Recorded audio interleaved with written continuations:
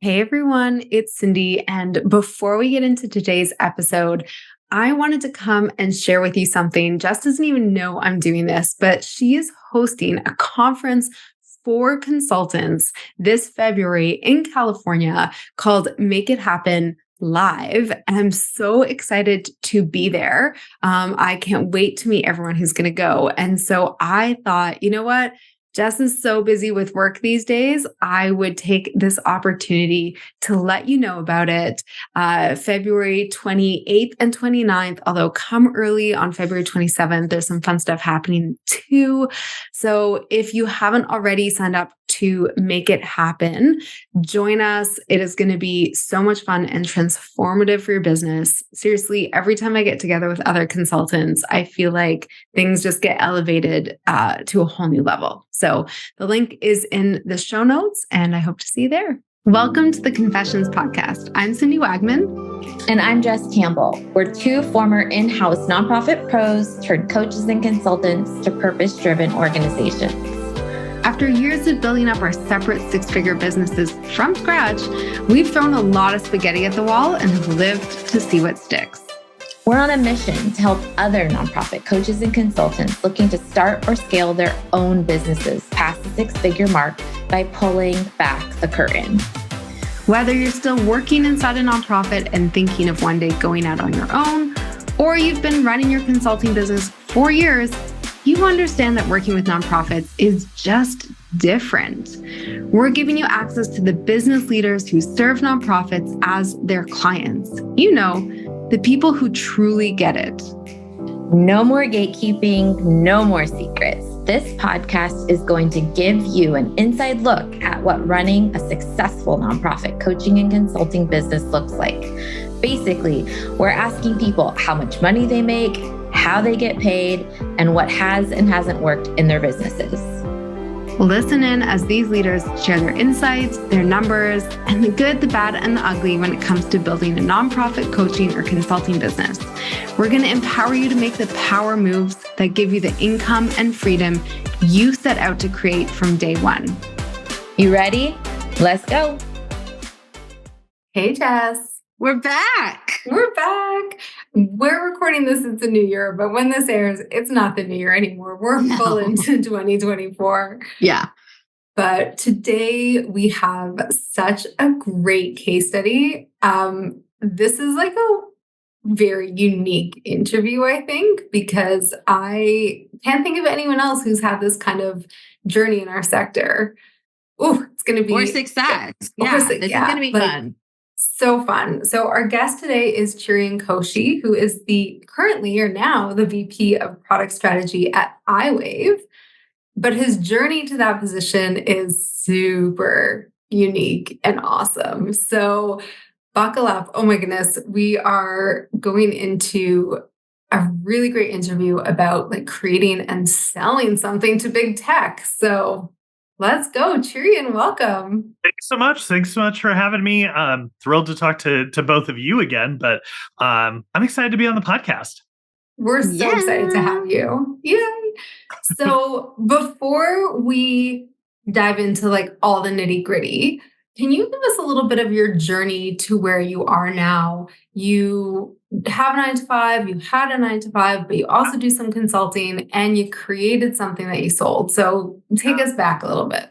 So I was actually talking to a couple of coaches of mine about this last week, and the thing that I want to reiterate is a lot of people see the outcome of the work that you've done, and they're like, "Oh, it must have been like super planned and super linear," and it really is just this hot mess of things. So I fell completely backwards into fundraising, did not think that that's where I was going to spend most of my life, and worked in small and mid-sized nonprofit organizations for most of my 25-year career in the space. I took a little dabble into a for-profit space. I got some certification in a financial tool or financial products, and thought that maybe that would be the path that I would go. That really wasn't the right fit. It wasn't the right direction, at least at the time. And so ended up working at a large nonprofit. And in the midst of all of this, the pandemic was happening. I was trying to figure out my own space, but figure out like what what would really be helpful to the nonprofits I was speaking to and to the teams that I was working with, and built an AI tool to honestly to help me in particular, to help do the work inside of the nonprofit. And then people said, hey, this might be of interest to me as well. Can you make this available? And so I built it out. And then, the end of the story, at least the end of this part of the chapter, is in 2023, iWave reached out and said, hey, we'd like to talk about what it would look like to acquire your product. And I was like, okay, sure, let's talk about that. And honestly, at the time, I didn't necessarily think it was going to end up that way. I figured lots of other things could come into play. But we closed the deal in October and they brought me on full time. So super thrilled. That's the TLDR version of that story.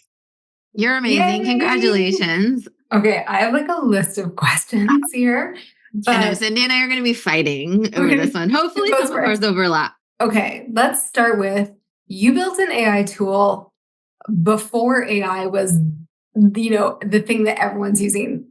Just give me a little bit more background around how did you get into that? And when was this? Because this was when everyone was like, ChatGPT and all that kind of stuff. Yeah, it was definitely before ChatGPT. And, nowadays, like any kid with a computer can build an AI tool. So what's unique about my journey, if there is anything really unique about my journey, is that I had spent all this time in fundraising, and then the AI has been around for a really long time. AI has been around since the 50s, right? There's Star Trek movies and TV shows about AI. But what really became available in 2019, 2020 was the ability to access some of these large language models. That also happened to be the time when all of us were spending a lot of time at home. And I spent I spent my time poorly during that time. I watched everything on Netflix. I had too many open bottles of wine. It was like, this is not good. I was still working a nonprofit job too. And we had lost staff, trying to figure out how to do more with less, how to stay engaged with donors. And we were left with like Zoom calls and phone calls. And I was like, there's got to be something else that I can do. I started watching YouTube videos about AI and the potential of AI. And I just started playing around to see if it could create something that, mimicked some of the work that we would normally do as consultants or nonprofit professionals. And it started to work. And I was like, oh my gosh, I find this useful as a fundraiser. It worked for me, and I started using it regularly in my own work, and then shared it internally with our team, and they started using it, and it was super helpful to them, and that's sort of how it snowballed. Okay, so what I love about, for everyone listening, what I'm fascinated by, inspired by, so impressed by, is how you listened or observed or witnessed a loud problem, and you solved that problem. I feel like there's a lot of consultants out there that they choose their path because it's what they like to do, or it's what they see other people doing, or I don't even know. And people pay money to solve pain, to solve problems. And you took a direct path to doing that. And I'm wondering if it would be helpful for you to talk through that thought process. I see a problem. I want to fix it. I'm going to build something at mass scale. What was that? Or maybe your answer is I didn't do that. I got lucky. I don't know. What were those steps? Well, to be honest, Jess, just to capture that point, there is a tremendous amount of luck that's involved in this particular journey, in my particular journey, right? It was right time, right place, right product, and all of those types of things for that particular sale. And I don't want to steal my confession for the end of the podcast, but I do want to talk through when the pandemic happened. I had the time on my hands because we weren't doing all of these meetings and all of these other things that sort of suck up your day. And so that lent itself to too much Netflix. But it also meant that I was speaking a lot. I was interacting, particularly with small and mid-sized nonprofits who were all saying, we don't know what to do. We don't know how to handle this.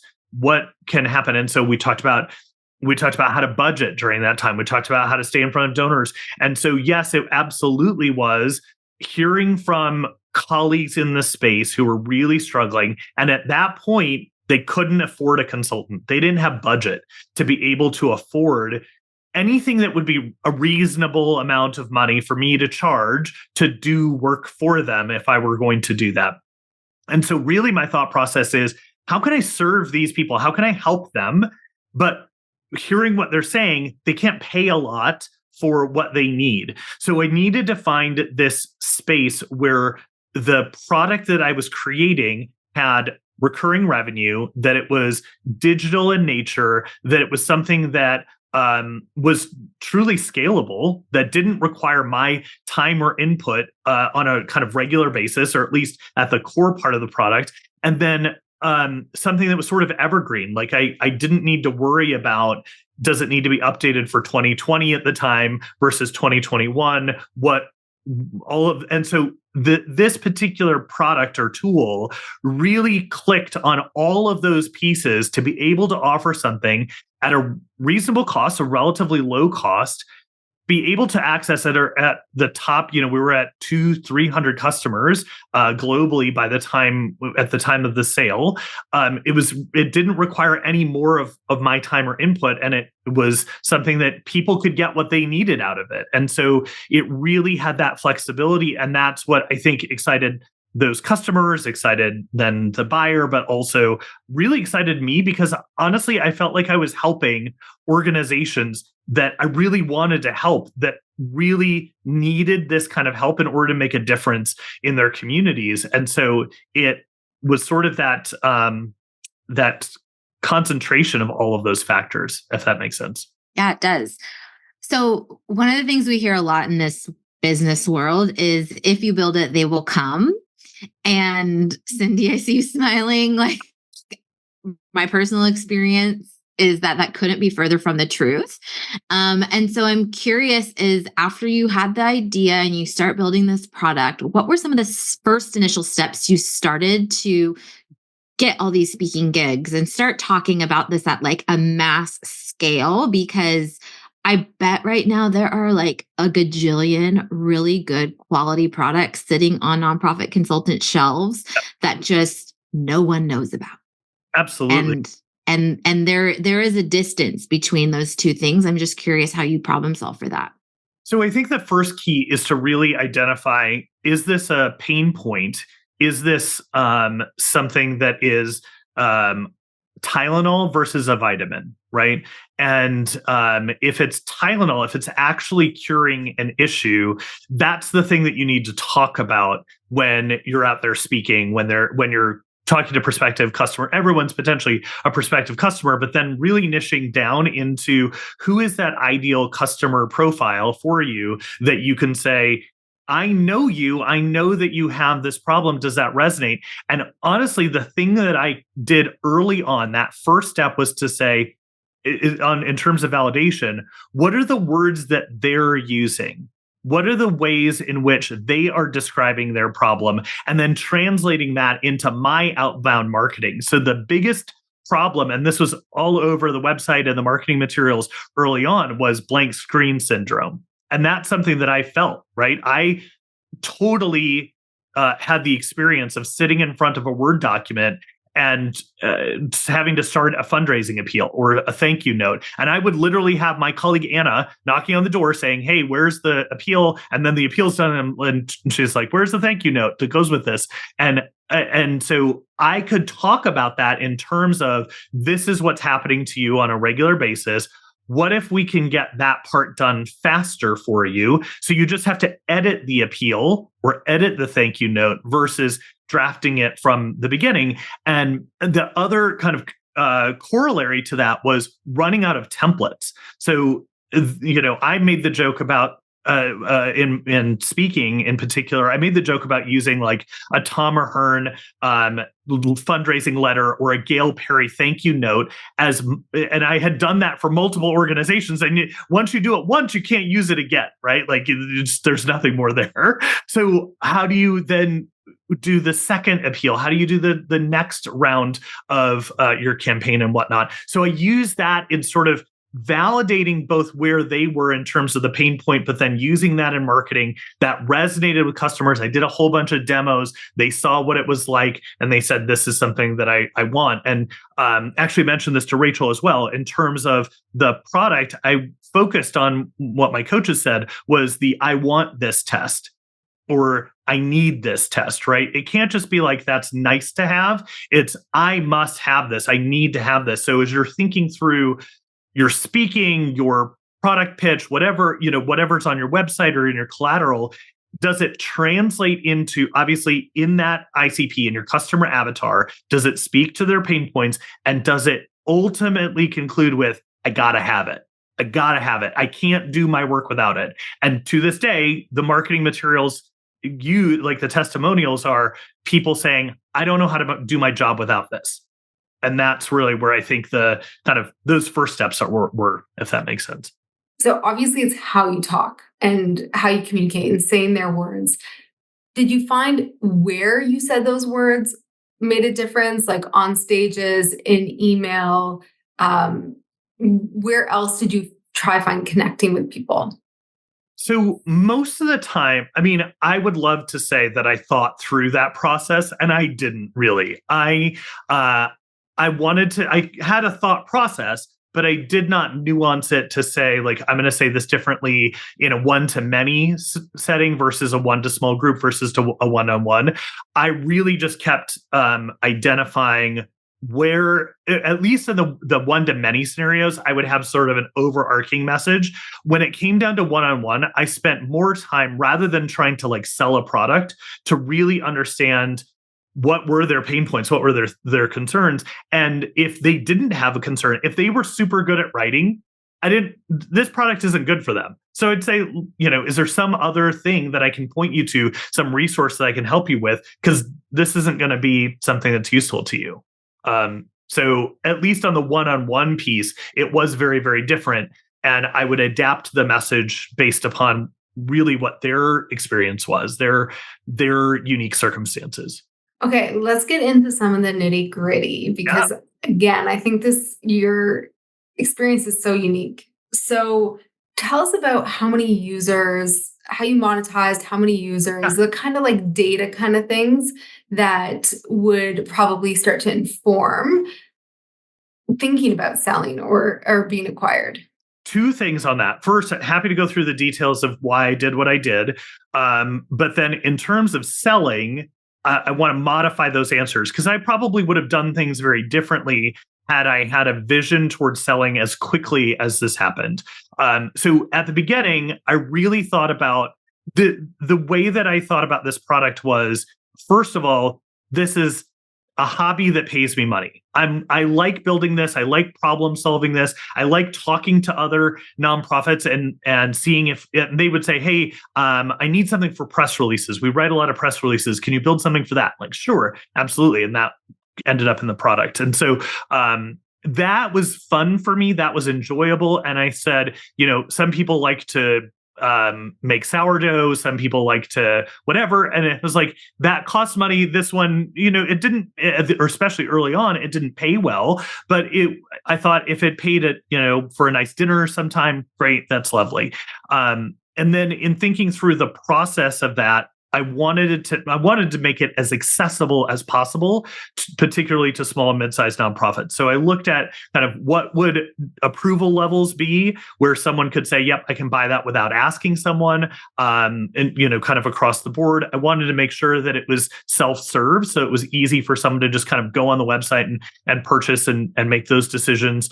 So that's how we came up with the original price point. I did offer some discounts or kind of free trials for folks to kind of get that base and get the process moving. I didn't offer a lot in terms of free just because it was it costs money. You could do quite a bit in a very short amount of time. So you could build out all of your content for a year in a day. And I didn't want people to do that for free and then not end up paying for it or whatever.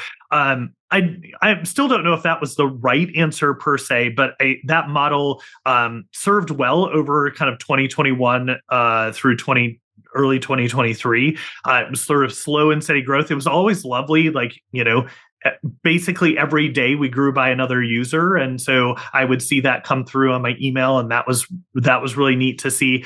I implemented a referral program in 2022. So users could get additional access or actually cash for referring. And that was a really good decision at the time.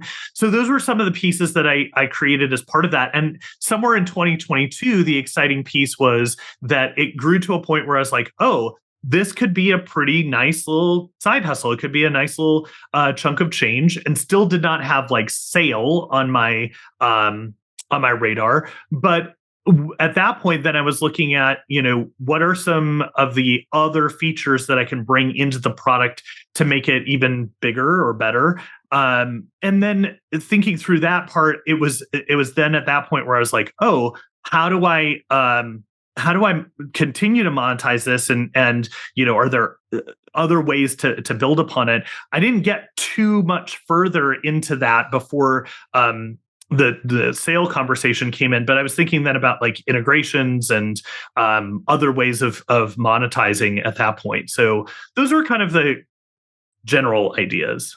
Thank you for that. I'd love for you to talk to us about your decision to monetize, like the mindset. Just yesterday, I was going through emails in my inbox, and I'm on a list of a different nonprofit consultant, and they were talking about a community they run, and they were like boasting like no paywall.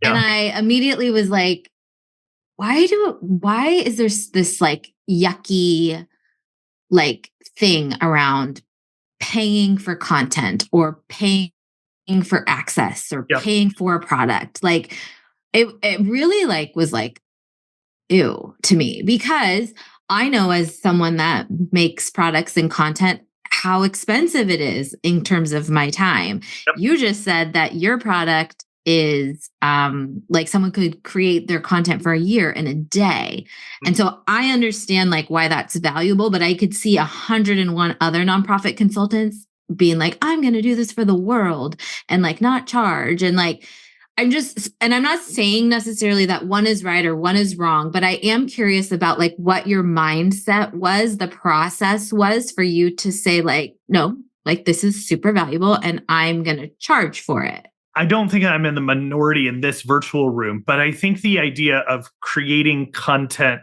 for free has some place, but in terms of a business model, it's not a business model, right? It's not. That's a hobby. That's something you want to give back to the community. That's great. I think there's a place for that, like in terms of blog writing or, something else like that, where you provide some information out there. When you're talking about actually creating a business model, my thought process, once it got to that point where it looked like there was consistent revenue, right? I had monthly recurring revenue that I could see from the data.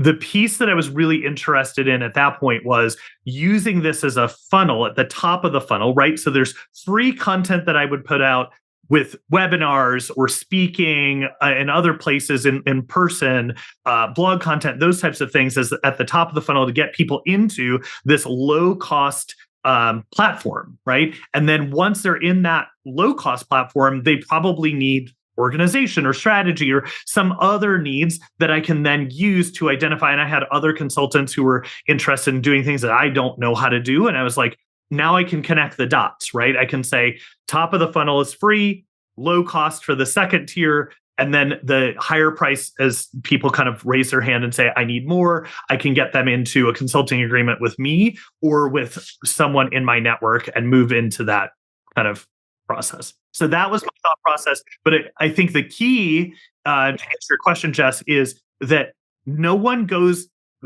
I shouldn't say no one, but it's really hard, just like it is in fundraising, to go from zero to a major gift. It's really hard to go from free to paying what you as a consultant deserve to get paid.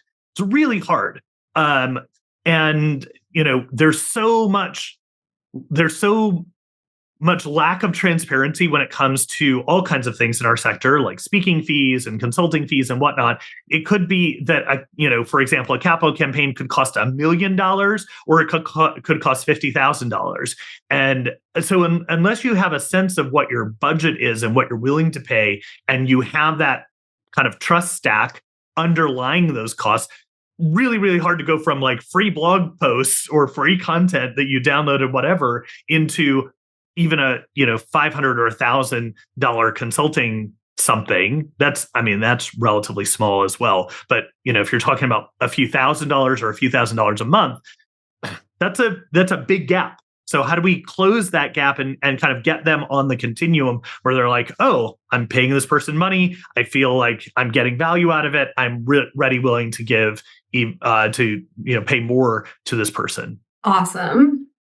And obviously, the universe had some other plans for you. Yeah. So tell us a little bit about how this came about. Like, who initiated this conversation? Walk us through the details. Like I said, I don't think anyone talks about. I want to know, like, how you figured out how to price it, or negotiation, all that kind of stuff. It's so fascinating. So take us into the journey that followed, took you away from your path. So 2023, I'm happy working at a large nonprofit as the VP of development, and excited about that. And I was continuing to go to conferences. I also wanted to see, like, where can I take this in terms of partnerships and integrations, as I mentioned before? So started talking to everybody at AFP Icon, just went around quite literally to all the booths and said, hey, what are some options for us to work together? What does it look like to maybe have an integration or a partnership in some way? Everyone, as you can imagine, super lovely. Like, we can figure out how to do some thought leadership, or, and you can talk about the platform that way. Some discussions about like technical integration. And I remember going up to the iWave booth and saying, hey, I was actually an iWave customer at the time. And so I said, hey, I use iWave. I have a couple of questions about this. I also wanted to show you, this is what I've been working on. Here's how I think this dovetails really nicely with this product. Really looking for an integration to say, hey, how can we put some API together to build this into your product? And I think that's where everybody's head was back in April at Icon. And so so there was an initial discussion around like, let's do a demo with our team. Let's see what this looks like. And I started sharing particularly use cases that really were iWave specific. Again, because I was in the headspace of, I want an integration. I want this to, every iWave customer to have access to this, and then that'd be great. And then they came back and they said, what would it take for you to sell this to us? And I was like, listen, I'm peeling out. It's not like, sit on a beach money, but it's paying me a reasonable amount of money. We're up to 200 some customers at that point, paying me a reasonable amount of money. I think there's growth here. If you're going to do a standard SaaS multiplier on annual recurring revenue, probably am not going to get super excited about that, just because I know my numbers and where that number would be, and my price point, where my price point was. And so they took it back and they said, here's what we can do. And here's the number that we're comfortable with. Is that something that you would be okay with? And the number that they came up with was more than fair from my perspective. To get super technical, it didn't involve equity, which is great. It was essentially all cash. And that it was, there are obviously like handcuffs involved in some of the things that I can do afterwards and all of those types of things, which are really, really standard. But there wasn't much in terms of negotiation. I looked at the deal. I got a very, very expensive attorney, which was super helpful. Someone from our community helped. Several people from the community helped kind of navigate the deal because they had been through it before. That's one of my biggest recommendations if you're ever kind of thinking through this, is you have to find people who have gone through this and know enough and have the legal expertise, or can connect you to the right legal expertise in this space. And so had those conversations, and the attorney was like, yeah, there are negotiations on some of the finer points of these deals, but this is pretty straightforward in terms of the offer and whatnot. So went back and forth on paperwork for a few months, and then, as I said, closed in October. And and so, in some cases, founders tend to exit after their period is over. I don't really see that being the case for me. I like continuing to steward the product and going out and talking to folks and helping the product improve. So we'll see what the future holds. But for right now, this has been really, really positive for me. Amazing. And I know we're not going to get specific numbers, but you will give us a bit of a range. So can you tell us kind of how much it sold for? And I also want to know this to double barrel question. Who are those people that you talk to help you understand, aside from like lawyers and stuff? Because I can't think of many people in the sector as role models for this. So where did you find them? But first, tell us approximately how much you earned. So it feels really gauche to talk about actual numbers, especially on a podcast. Own it. This is what this podcast is about. You don't have to give us actuals, but don't feel bad about being successful. Thank you for saying that and for providing that space. It still feels very nerve-wracking to me to say out loud that it was a multiple seven-figure deal, especially because that has not been my experience in the past. As I've told my partner and my family, this is also not like we're never going to work again kind of situation. So there's still work to do, and there's still like, it's a long way off from retirement or anything like that. But very much appreciating the kind of flexibility that this affords.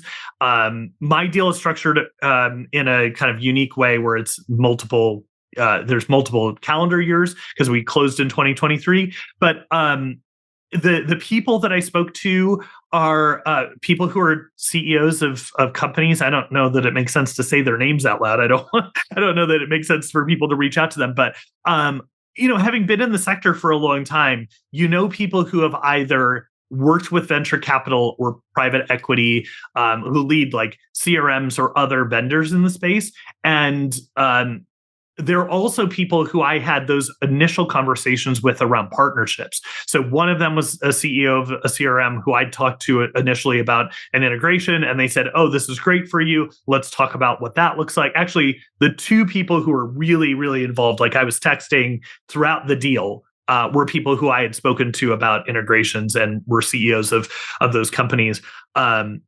I think also we tend to super focus on people inside of the industry, but there are good, there's good advice outside of the sector. I mentioned before, I'm part of a coaching group that isn't nonprofit professionals, right? That isn't folks in the space. And so that was a huge network of other people that I could rely upon for bits of advice and connections to things like attorneys and tax advisors and all those types of things. I'm just so pumped for you. Congratulations again. Thank Cindy and I are very, very, very big fans. Okay, we are back with another round of rapid fire questions with Jess and Cindy. Ready to play? Absolutely. Okay, for the first question, what is one way you celebrated your sale or one fun purchase you made? Give us a scoop. That's so funny. Someone asked that question. I was at a dinner in Denver, and another startup founder was like, "So you sold, did you buy a watch or a car or something like that?" And I was like, "I absolutely did not. I treated myself to $100 first class upgrade because I happened to be flying from AFP Lead to Denver back to Pittsburgh to do a keynote." And I was like, "I just want to sleep." That's all I want to do. So my big purchase was $100 American Airlines flight upgrade. Wow. Okay. Well, you might need to do some bigger celebrating in 2024. I'm just saying. We'll see. That does lean nicely into my next question. Since you went to so many conferences in 2023, what are some you really recommend for nonprofit consultants to attend in 2024? Oh, for consultants. So, I'm on the AFP board. So I'm going to start by saying AFP Icon it has the virtue of being really big, right? Everyone's there. It's just, we talk about it as like fundraising summer camp, but it does, I will say it was very instrumental to me in terms of the product and the sale. I got to talk to a bunch of different vendors for integrations. I got to talk to product leaders and nonprofit leaders and test out the product and do demos and things like that. Even without an exhibit booth, I was just able to say, "Hey, let's talk about this." So I think in terms of volume, it doesn't get much bigger than AFP Icon. So and it's in Toronto this year. So if you haven't registered, that's a good one. And Toronto's a really fun city. So do that. I had a really lovely Indian takeout meal a couple months ago there. The other one that I would highly, highly recommend is the Neo Summit by Next After. I love that summit conference. Primarily, if you're a nonprofit, it has really great content. But I love it because it has people who are outside of the sector who talk to the audience about science and data and technology and things like that I'm like, oh, this is really fascinating. This can help me kind of connect the dots. So those are the two for me that are really tops in terms of things that I learn, things that I take away, people that I meet, those types of things. Awesome. Very helpful. And then for my last question, as someone that has what sounds to be really strong kind of nonprofit consultant tech partner relationships, for any nonprofit consultants that are listening into this and they're like, I want that. And maybe it's not to demo a product, but maybe it's to be on webinars or, be an affiliate or something like that. Like, what do you think is some of the key qualifying connection points that make those relationships like viable and strong, not just superficial or not just like benefiting one party over the other? Yeah, absolutely. So one piece of that is sort of being, and there are different schools of thought in terms of building your brand, especially in this sector. One school of thought is like go deep with one partner and really enhance that relationship to where it's really super mutually beneficial. That's obviously not the path that I have taken. And it's really around like, I'm happy to say yes. And my coach at the beginning has been all about you speak for free as many times as you can, you get in front of those audiences, you build those relationships with the audience and with the partner. So first and foremost, it's understanding what the partner needs and wants and kind of meeting them where they are, but then doing a really good job with regard to whether it's the speaking engagement virtually or in person where the audience is engaged and really thinking about it from the perspective of what's going to drive returns or benefits for the partner. But the other piece that I would sort of recommend is a lot of people think about the audience in a webinar or the audience in a live session as the end audience. And my recommendation is to think about the audience of your audience. So most of the work that I get now in terms of speaking is because someone has seen me speak. And so what I want to leave my audiences with is not literally by any means, but the willingness to have a talk track with someone who's a decision maker at an AFP chapter or at another conference and say, hey, I would like to recommend this guy to come speak because I heard him speak. I did a session yesterday because someone else said, hey, I saw this talk about AI. I would love to have them talk to this group as well. So think about the audience to your audience, and that's what really creates multiplication. I love it. Thank you so much for playing. My pleasure.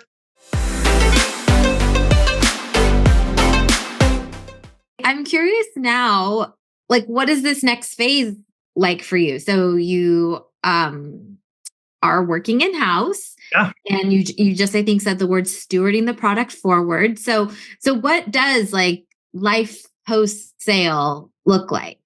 It's honestly not that different. And so, it's really weird to talk about like how much it sold for and that it sold because besides not working directly in a nonprofit, a lot of my conversations, a lot of my work day is very, very similar.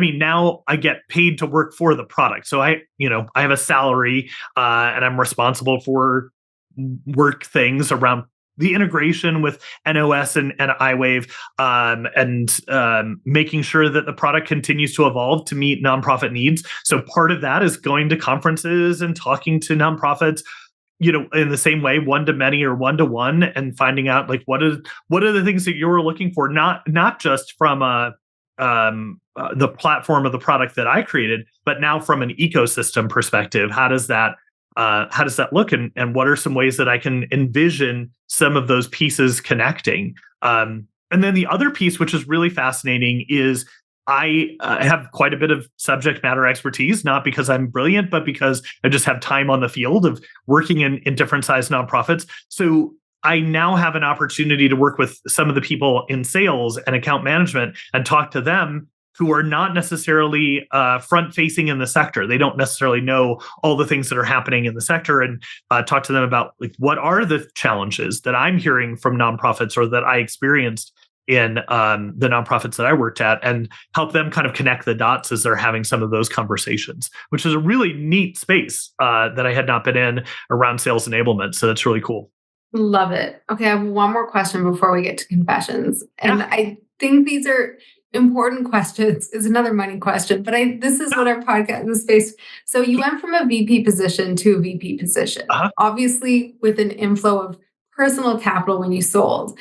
But did you find your salary rate, your market rate changed because you had that success of selling a product? Well, not exactly, just because the move was from the organization into a full-time role. So my salary is pretty comparable to where it was.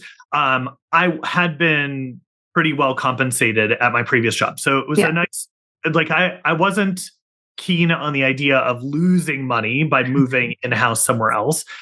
So that would have been probably a deal breaker, or at least a significant modifier to the situation. But that was not the case. So I was able to basically keep my salary and benefits in the transition. But then also, as you mentioned, like the influx of cash kind of sweetens that deal, of course. That was a tough conversation, in the switch as well. So I'm glad they're in a great spot, and they're doing really well. The nonprofit is doing really well. So I'm excited for them. All right. So everyone's favorite question is, share with us a confession. What's something that you haven't talked about or might be reluctant to talk about when it comes to nonprofit consulting or your experience doing this awesome sale? Yeah. So, I mean, there's quite a bit there to unpack even further than we already have. But I would say there is a whole space of things that I did not know or have exposure to. So my true confession, going back to what Jess mentioned, there's a whole bunch of luck that went into this, because I feel like I've, run the gamut in nonprofit fundraising. I have been in those different roles. I've done that work. There's not a lot that surprises me. In my last role, I was like, oh, I did not realize there was this network of high net worth philanthropists that were doing this type of thing. So there's a little bit of exposure there, but I was like, that was really small and nuanced.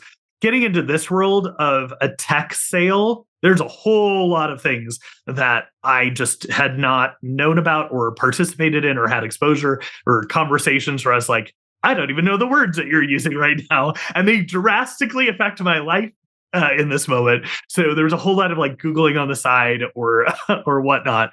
I think from your listeners' perspective, people who are consultants or would be interested in being consultants or selling in this regard, the first thing that I would say is the vast majority of nonprofits in the US and Canada make less than $1 million a year in revenue.